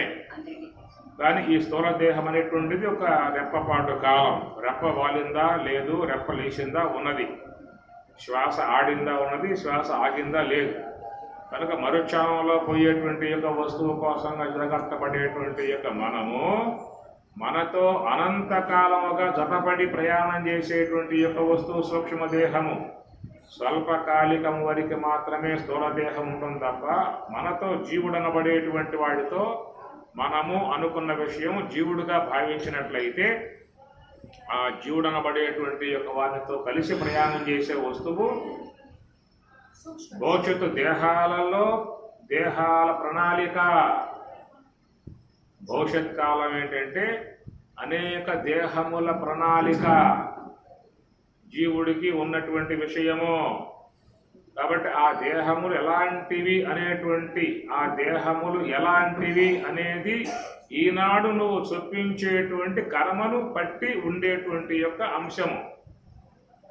భవిష్యత్ కాలములో ఎలాంటి శరీరములు అనేటువంటి యొక్క ప్రణాళిక ఈనాడు నువ్వు నిశ్శబ్దం చేసేటువంటి సూక్ష్మ దేహంలో నిశ్శబ్దం చేసేటువంటి కర్మ సంస్కారముల యొక్క విధానము అనే విషయం కనుక దీనిని నిశ్శబ్దం చేసే విషయంలో జాగ్రత్తలు లేకుండా మానవుడు ఎంతో దారుణంగా ప్రవర్తిస్తున్నటువంటి విధానము. తను చేసే కార్యములు కానీ కర్మలు కానీ సంపాదించే సంస్కారములు కానీ మనం నిజంగా చూస్తే బిడ్డలను ఒళ్ళో కూర్చోబెట్టుకుని సోపాల్లో కూర్చొని ఏదో వాళ్ళకి తినిపిస్తూ ఎదురుగా ఉన్నటువంటి యొక్క టీవీల్లో చూస్తూ ఉంటే అతి దారుణంగా నరుక్కోవటము, చంపుకోవటము, కత్తులతో పొడవటము, హీనమ గొంతులు, ఇవే నీకు 90% సినిమాలలో వస్తున్నటువంటి విధానం.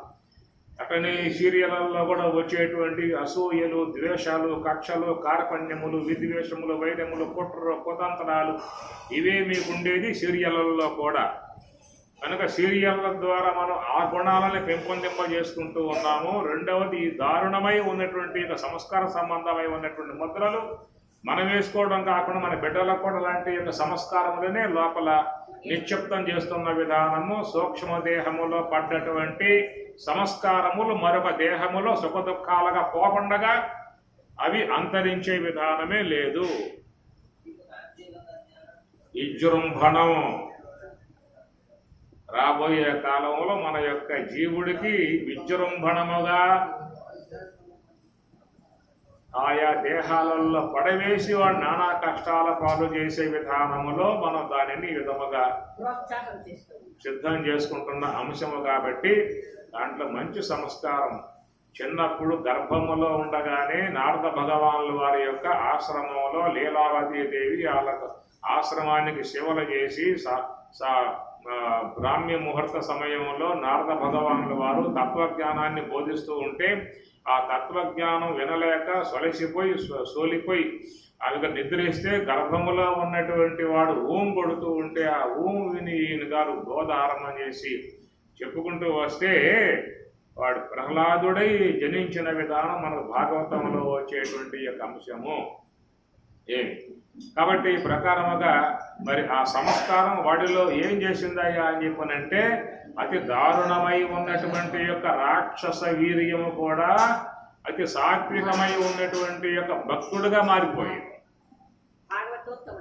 హిరణ్యకశిపుని యొక్క దారుణమై ఉన్నటువంటి వీర్య కణము నారద భగవానుల వారి యొక్క బోధ ప్రభావముతో వాడు పరమభక్తుడుగా మారిపోయినటువంటి యొక్క అంశం.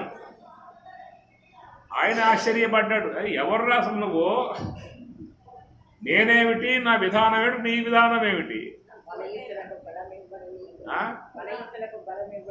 నా తోట ప్రతిభాసలాడేది జగన్నాథుండు. అద్భుతంగా వస్తున్న భాగవత సప్తమ స్కందంలో అడుగుతాడు, అసలు నువ్వెవరెవరు, అసలు నువ్వు నాకు జనించిన వాడివి, నా అంశతో పుట్టిన వాడివి, రవ్వంతా నా స్వభావం నీలో లేదే అంటే ఆ స్వభావం అంతా కూడా ఆ సంస్కారం మార్చి వేసిందనమాట. అది మనకున్నటువంటి విధానాలు. పూర్వకాలంలో గర్భవతులు ఉన్నటువంటి యొక్క వాళ్ళకి మంచి లలిత విష్ణు సహస్రనామాలు, నారాయణ శతకాలు లాంటి వినిపించే విధానము. కనుక తల్లి తినేటువంటి యొక్క ఆహారం బిడ్డకు నాభి ద్వారా పోతుంది.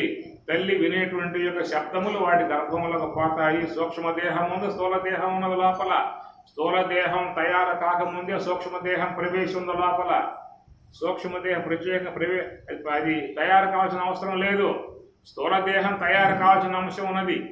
కనుక స్థూలదేహానికి కర్మేంద్రియ గోళకాలు, జ్ఞానేంద్రియ గోళకాలు, అంతరేంద్రియ గోళకాలు, ఈ గోళకాల ఉత్పన్నమయ్యే విధానము తల్లి గర్భంలో 9 మాసాలు పరమాత్మ ఎన్నిక చేసుకున్నాడు.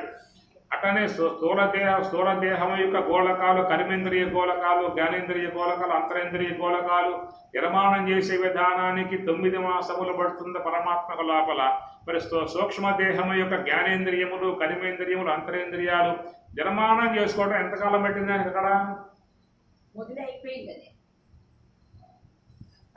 సూక్ష్మ దేహం యొక్క సంబంధ ఇంద్రియాలు ఏవైతే ఉన్నాయో, జ్ఞానేంద్రియాలు, కర్మేంద్రియ, అంతరేంద్రియాలు అనేటువంటి యొక్క సూక్ష్మ దేహ సంబంధమై ఉన్న ఇంద్రియాలు నిర్మాణం చేసుకోవడానికి ఎంతసేపు పడుతుంది లోపల?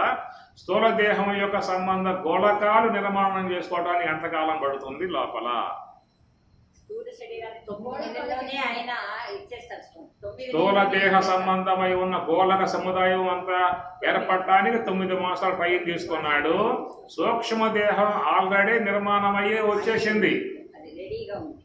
అందుచేత తల్లి తీసుకునేటువంటి యొక్క ఆహార రసాదులు గర్భ నాభి ద్వారము గుండగా పోయి నిర్మాణాత్మకం జరుగుతూ ఉన్నది. సూక్ష్మదేహం మాత్రం సిద్ధమై ఉన్నది. కాబట్టి నారద భగవానులు వారు అందించేటువంటి యొక్క విషయాలు సానుకూలముగా సూక్ష్మదేహం తీసుకున్నది, ఆల్రెడీ ఉంది. కాబట్టి స్థూల దేహము అది నిర్మాణాత్మక పనిలో పడింది. అది నిర్మాణాత్మక పనిలో పడింది స్థూల దేహం తప్ప సూక్ష్మదేహం మాత్రం ఖాళీగా ఉంది. 9 మాసాలు కాకుండా అది ఎక్కడికి స్థూల దేహాన్ని తీసుకుపోయే అవకాశాలు లేవు. స్థూల దేహ సంబంధ గోళకాలు పూర్తయితేనే సూక్ష్మ దేహానికి దానిని నడిపించుకోవడానికి అవకాశం ఏర్పడుతుంది. కాబట్టి ఆ నిర్మాణంలో ఉన్న అంశం కనుక వేసి ఉండాల్సిందే. ఆ వేసి ఉన్నప్పుడు ఏం చేయాలి? మహాత్ముడు బోధిస్తూ ఉన్నాడు. అవన్నా ఎంటం కూర్చుంది కాబట్టి బయటకు వచ్చిన తర్వాత మాతృ గర్భము జొచ్చిమున్నది మొదలుగా చిత్తం అచ్యుత మీద చేర్చువాని.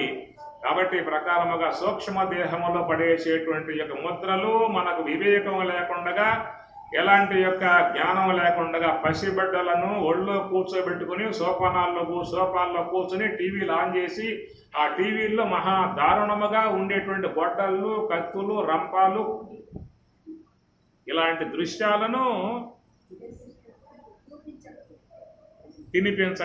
వినిపించటం చేస్తూ ఉన్నాం.